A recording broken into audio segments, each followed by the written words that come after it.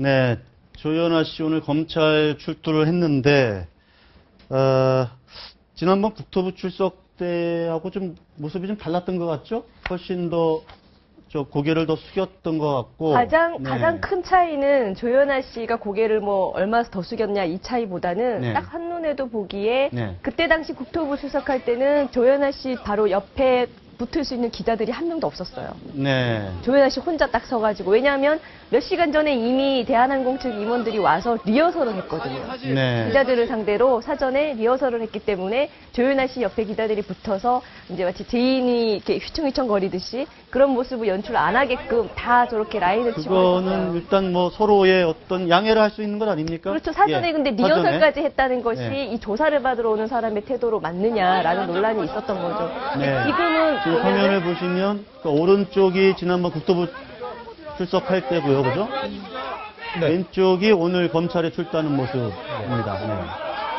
그러니까 오히려 국토부 조사에 출석할 때는 네. 조현아 씨가 대한항공 임원 40명 가까이의 비호를 받으면서 나온 측면이 있고 네. 지금은 이제 완전히 어떤 그런 비난을 고려해서 그런 거 없이 지금 출석을 한 것 같아요. 일단은 지금 검찰 조사는 뭐 혐의가 있는 것이고 뭔가 처벌을 전제로 좀 조사를 하는 거일 텐데 이 정도 사안이면 지금 구속 사안이라고 봐야 됩니까? 아니면 이게 너무 좀 여론이 막 들끓어서 다른 사안이면 구속까지 될 사안이 아닌데 막 구속하라는 여론이 막 들끓는 건지 일종의 여론조편을 몰고 가는 건지 그거 어떻게 봐야 될까요? 일단 저는 이 사건 내용을 보면서 네.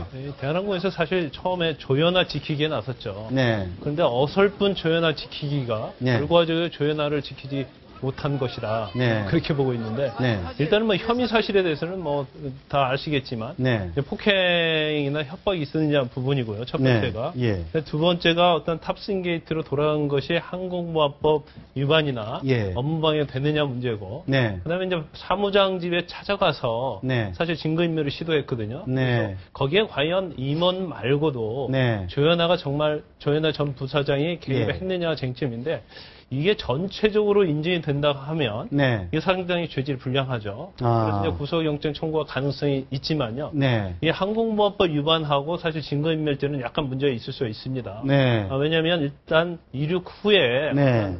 항공기의 어떤 운항을 갖다가 변경하도록 한 게 아니고 단지 돌아가기 게이트로 램프 리턴을 했기 때문에 네. 이 부분에서 이제 법적인 문제가 있고요. 네. 그다음에 마지막으로 이제 증거인멸 부분에 대해서는 네. 대한항공 임원들이 가서 증거인멸 시도를 한 건 맞는데 네. 그걸 과연 조현아가 교사를 한다거나 네. 과연 공모를 했느냐 네. 거기에 대한 증거는 사실 여러 가지 찾기 힘들 거예요. 예. 법적으로 여러 가지 좀 미세하고 세밀한 그런 부분들이 있는데 그런데 국토부가 조사를 해서 검찰에 이제 고발을 했잖아요. 고발을 했는데 정작 알맹이는 쏙 빼고 고발을 했다.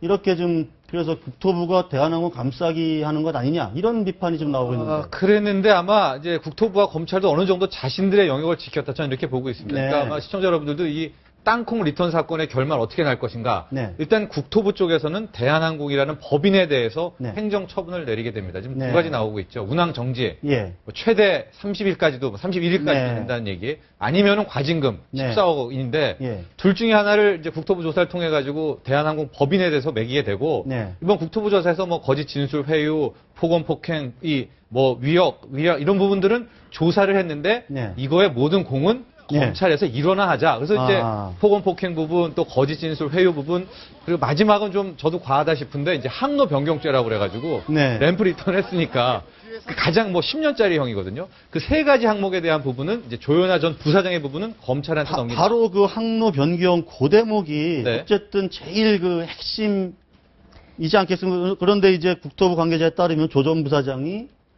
승무원과 사무장에게 비행기에서 내려라, 하기해라 이렇게만 했지 비행기 돌려라 이렇게는 말하지 않았다. 그게 지금 또 이제 화두가 되고 있는데. 예, 예. 그게 지금 뭐랄까 이 아주 중요한 알맹이가 아닐까 싶은데 고 변호사님 어떻게 보십니까? 저게. 네, 일단은 국토부 관계자의 말에 따르면은 조현아 부사장의 같은 경우에는 비행기에서 내리라고는 했지 돌리라고는 안 했다. 그래서 네. 마치 이 지금 가장 무거운 항로 변경죄 부분을 좀 빠져나가려는 듯한 인상을 주고 있어요. 네. 그래서 이거에 관해서는 아까 말했듯이 술은 마셨지만 음주운전은 안 했다. 뭐 이런 연예인 발언과 사실은 네. 다를 바가 없고요. 네. 그다음에 아까 뭐 구속 사유나 여러 가지 말을 했지만 이게 뭐 마녀 사장이 될 위험도 있지만 그게 아니라 실질적으로도 굉장히 위험하고 무거운 범죄이기도 합니다. 네. 예, 뭐 예를 들면은 뭐 증거를 인멸을 한 게 단순히 문제가 되고 안 되고가 아니라 그 예. 사람의 집에 가서 사과를 받고 싶지 않은데 받으라고 강요를 하거나 네. 합의를 원하지 않는데도 계속 찾아가는 것 또한 강요죄가 될 수도 있는 거거든요. 네. 강요죄와 뭐 항공보안법 위반죄, 그다음에 항공법 위반, 그다음에 폭행 협박, 뭐 네. 이러한 여러 가지 범죄를 합치면 적어도 한 5개 정도 된다면 범죄의 중대성도 인정이 되는 것이고, 네. 그다음에 아까 말한 증거 자체에 인멸이나 교사가 있지 않았다고 하더라도 어느 정도 그 정도의 정황이면 증거 인멸에 대해서 어느 정도 강한 의심은 가고 있고요. 네. 그렇게 되면은 사전 구속 영장까지도 충분히 가능한 사안이라고 보고 가능할 수 있습니다. 있다. 네. 그러니까 국토부 검찰, 네. 입장에서는 대한항공의 신기를 네. 조금은 눈치를 본 거죠. 이 항로 변경이라는 가장 중한죄를 뺀 거는. 네. 왜냐하면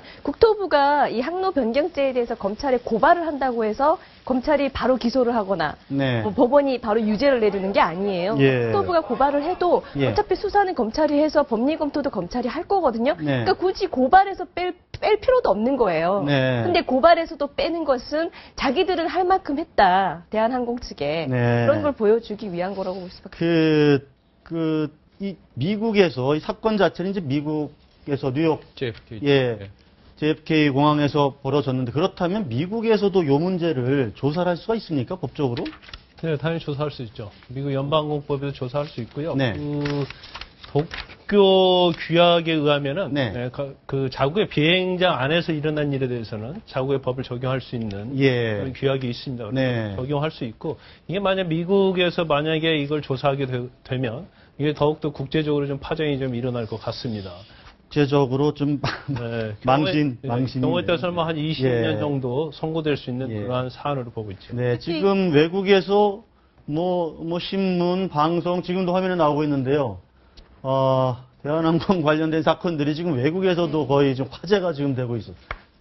나쁜 쪽으로 화제가 돼서 좀 부끄럽습니다만은. 예, 더 문제가 되는 것은 최근 이제 나라의 경우에는 네. 대기업 자체가 그 국가의 브랜드 이미지가 되는 경우가 많습니다. 네. 특히 대한항공의 경우에는 우리나라를 대표하는 항공사 중에 하나임이 분명을 하고 네. 항공사기 때문에 다른 대기업에 비해 외국에 노출이 되는 것도 너무나 당연합니다. 네. 그런데 이렇게 대기업의 이미지가 이렇게까지 실추가 되면은 너무 안타까운 거는 이거는 우리나라의 국가 이미지에도 정말 큰 훼손을 가져왔다는 네. 점입니다. 자, 근데 관련해서 또 다른 소식이 문희상 새정치민주연합 비대위원장이 또 2004년 10년 전에 자신의 처남을 대한항공에 취업시켜달라고 했다. 근데 실제로 한 8년 동안 76만 달러를 받았다는 거죠? 일을 안 하고? 이게 가능한 일입니까? 글쎄 또 이것도 밝혀진 게 이제 가족 간의 소송전 때문에 밝혀졌다고 네. 하는데 예. 일단 문희상 비대위원 그 원장도 네. 그러니까 바로 시인을 이제 한 것 같습니다. 예, 관련해서. 본인이 예. 뭐 조양호 회장한테 직접 뭐 부탁한 적은 네. 없다 지금 뭐 그런 얘기인데. 간접적으로 부탁한 적은 있지만 직접 조양호에게 부탁한 적 없다라고 말했는데 이 말이 아까 비행기에서 내리라고는 했지만 비행기를 네. 돌리라고 한 적 없다는 조현아 씨 말하고 똑같은 거죠. 아. 조양호 씨와 문희상 비대위원장 자체가 경복고 고교 선후배 사이고, 네. 아니니까요. 문희상 비대위원장이 대한항공에 부탁했다는 말은 조양호 회장 통해서 부탁한 거겠죠. 그거는 뭐 부인하기 어려운 것 같고. 그러니까 아. 이제 지금 이 사건이 드러난 게 사실은 불미스러운 가족 간의 소송이에요. 네. 남동생이 누나를 상대로 소송을 한 거죠. 네. 그 과정에서 남동생이 자기 주장을 처남이 네. 처남이 자기 주장을 하기 위해서 문희상 비대위원장이 자신의 취업을 도와줬다. 네. 그리고 8년 동안 한 8억 하나로 8억 2천 정도의 연봉을 받았고 네. 회사에 나가서 직접 일은 하지 않았다라고 네. 했는데 일하지 않고 이 정도 연봉을 받을 수 있다는 것이 바로 인맥 통해서 들어온 낙하산이기에 가능했겠죠. 아니 문희상 비대위원장이 뭐 개작도 얘기도 했었고요. 그러니까 그리고 2004년이면 그때가 이제 노무현 정부 시절 아니겠습니까? 네. 당시에 문희상 비대위원장이 당시 아마 비서실장을 끝내고 국회로 돌아와 있을 시점일 것 같은데 사실 그때면 뭐 아주 좀 셀 때 아닙니까? 예, 그렇죠. 당시에는 참여정부 집권기가 맞고요. 네. 문 위원장은 이제 대통령 비서실장도 역임을 했고 네. 정보위원장과 국방위원장까지 지낸 시기입니다. 네. 그럼에도 불구하고 이제 처남에 이러한 8년간 일을 하지 않고 8억 정도를 네. 받게를 한 청탁을 하면서 아무런 대가성이 없었을까? 네. 그것에 대해서 굉장히 많은 의심이 가고 있습니다. 네. 네. 어쨌든 문희상 비대위원장 뭐 그건 대변인 이거 전 개인 문제이기 때문에 대변인이 해명한다는 것 자체도 저는 말이 안 된다고 보는데. 원칙적으로 이제 본인의 일이지 않습니까? 예. 그러니까 본인이 청탁을 당의 일도 아니고. 그렇죠. 예. 간접적으로 했던 직접적으로 했던 본인이 한 일이기 때문에 네. 이 부분에 대해서는 본인이 직접 사과를 해야 한다고 생각하고요. 네. 이게 이제 문제가 되는 게 뭐냐면 사실 뭐 굉장히 오래된 이야기이기 때문에 네. 뭐 시효 문제가 좀 있을 수 있죠. 네. 하지만 그 당시 기준으로 한다고 한다면 이게 사실 뭐 제3자 뇌물 수술할지 그런 부분에 법적으로 문제가 충분히 법적으로도 문제가 예, 될 예. 수 있는 부분이다. 그래서 예. 이제 취업을, 사안입니다. 예. 취업을 시켜주는 것도 뇌물에 해당하는 재산상 이익이거든요. 네. 그러니까 공무원이 뇌물을 받은 거죠. 근데 아. 문제는 이제 가서 직접 일한 게 아니고요. 네. 일하지 않고 받았다고 한다면 네. 그것은 어떻든 간에 네. 어떤 재물을 제공한 거죠. 그렇죠. 재물을 제공한 것을 볼 수 있기 때문에 법적인 문제는 충분히 있을 수 있습니다. 네. 문희상 비대위원장 빨리 뭔가 이 문제에 대해서 뭔가 좀 명확한 입장을 좀 내놔야 되지 않을까 싶습니다. 특히 모순적인 거는 네. 이제 문 비대위원장의 경우에는 비선 실세 의혹에 관해서 뭐 국정조사를 하자 이러면서 네. 연일 굉장히 강경한 어조로 나오고 있음에도 불구하고 정작 본인은 이렇게 네. 청탁까지 한 부분을 할 정도가 되는 이런 그런 비판 말을 지적들을 할 자격이 예, 있을지 잘 아마 참 의문이 갑니다. 참고해야 될 것 같습니다.